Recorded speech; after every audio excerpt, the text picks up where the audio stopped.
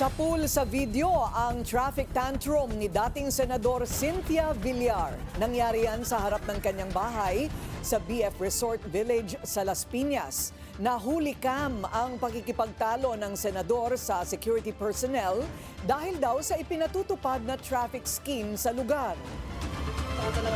Anong kalsada yung harap ng bahay ko yan lahat? Bakit yung iba hindi mo nilalagyan? At saka,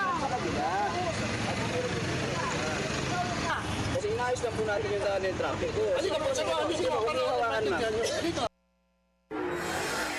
Nag-dry run daw ang Homeowners Association itong February 5 para sa traffic adjustment at nagtalaga ng linya para sa school-bound vehicles. Pero nakialam umano ang kampo ng mga Villar kaya mas lumala ang traffic. Pero paglilinaw ng dating senadora, nangyari ang insidente nang mag-install ng no U-turn signage at mga bollard sa harap ng kanyang bahay. Hindi raw sila kinonsulta o inabisuhan man lang. At sa halip na makipagdialogo, sinubukan pa raw pasukin ng ilang individual ang kanilang property. Edited at malisyoso rin daw ang video na ikinakalat sa social media.